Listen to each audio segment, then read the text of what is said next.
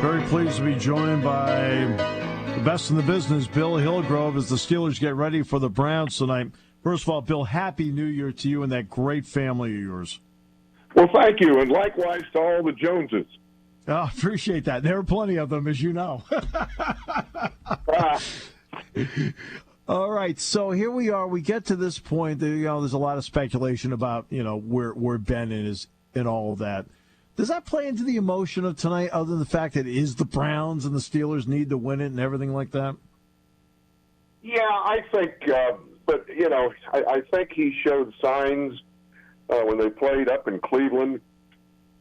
He scored that touchdown on a quarterback sneak and asked for the ball.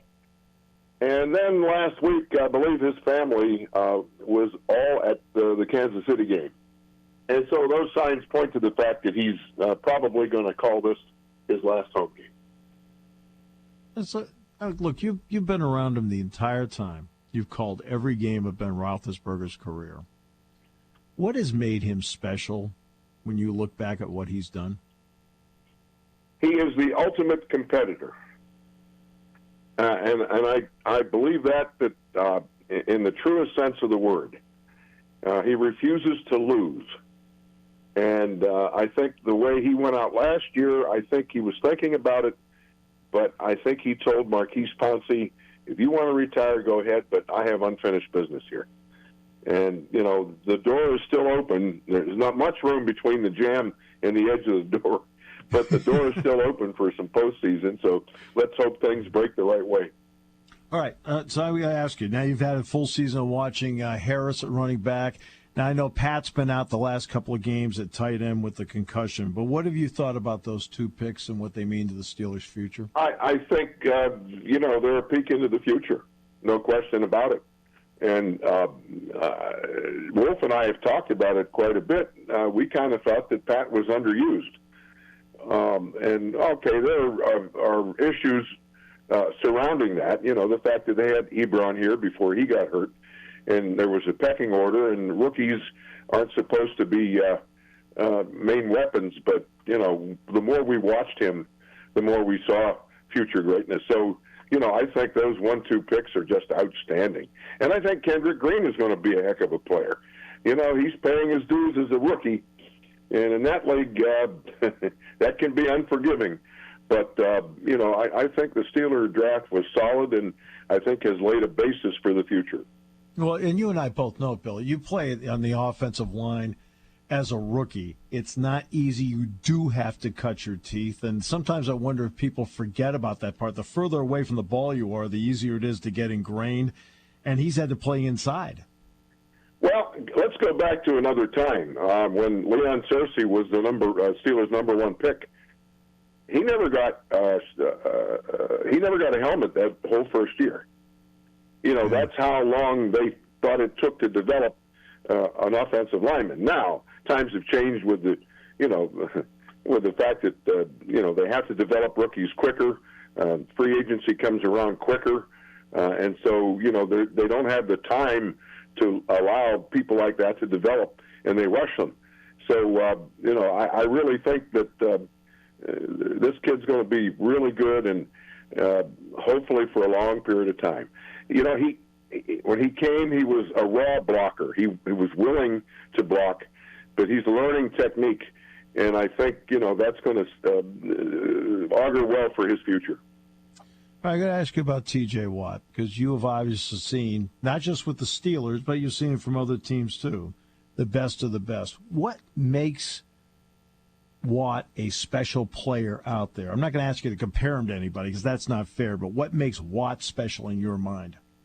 I go back to when he was drafted. Craig Wolfley and I had the pleasure of talking to him at the Fan Fest, which was shortly after the NFL draft. And either Craig or myself, can't remember who, asked him, "What's your calling card?" And he said, "I'm relentless." And that's what you see.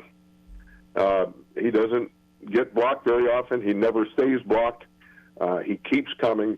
He's made a science of rushing the passer. And where the ball is in the quarterback's hand determines which hand he uses. I mean, the guy's just, he's greatness. in one little package wearing number 90. Yeah. There's nothing like watching and getting excited about a young player. We talked about Harris. We talked about Green. We talked about Frymouth.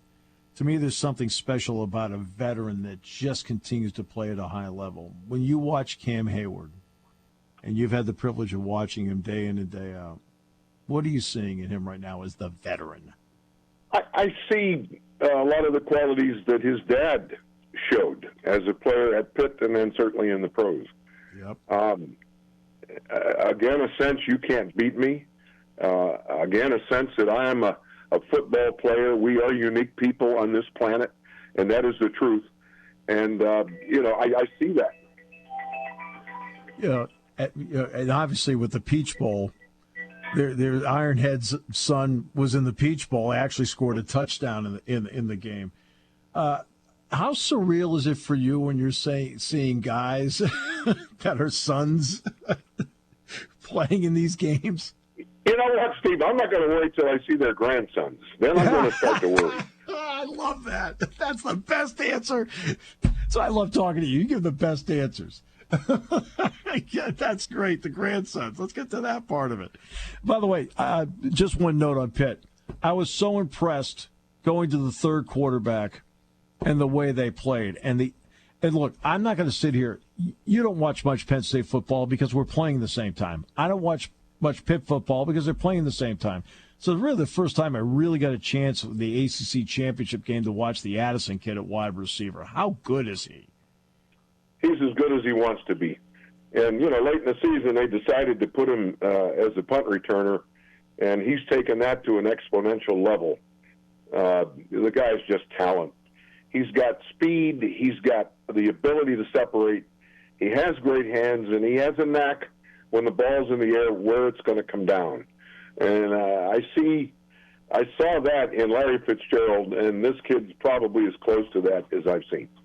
Yeah, I wanted to at least slip that in there because I thought about Boyd, I thought about Fitzgerald, because I was sitting down in Tampa watching this. I said, man, this is a real chance. He is really good.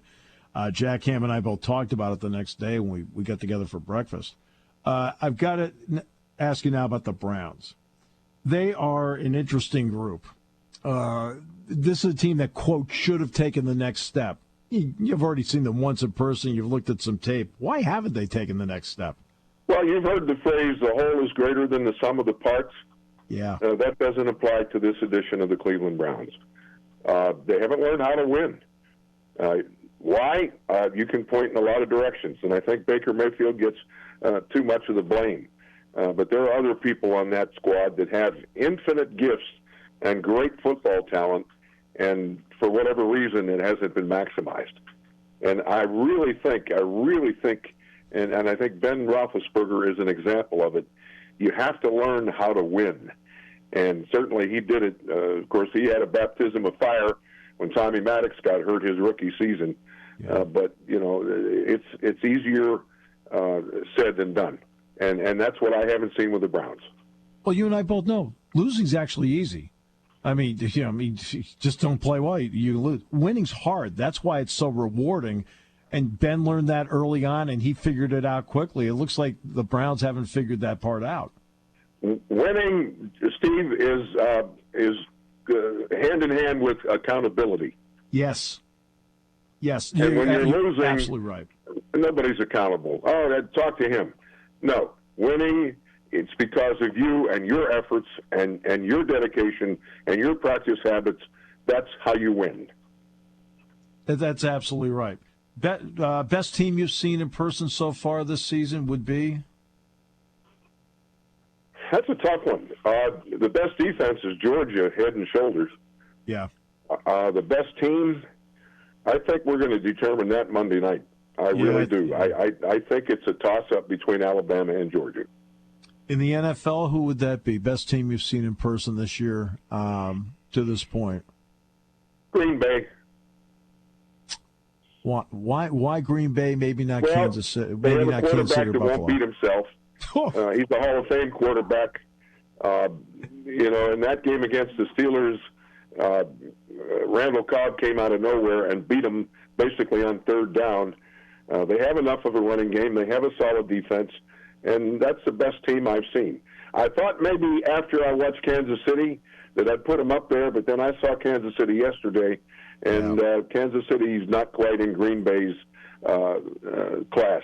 And I also feel that the AFC is not quite as solid as the NFC, at least at the top.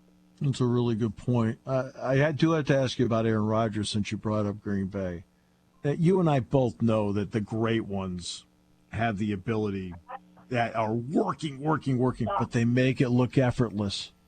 What is it of when you watch Rodgers, it looks, quote, easy, and it's not easy. Why? Because the game is slow for them. Yeah.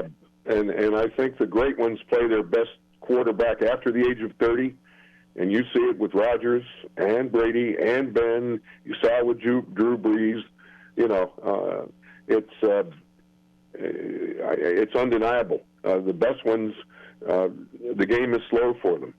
I don't know if I can make the comparison, but I remember talking to an Air Force general, and he said, you've seen Ted Williams. I said, I saw him as a kid in an exhibition game, saw him play live.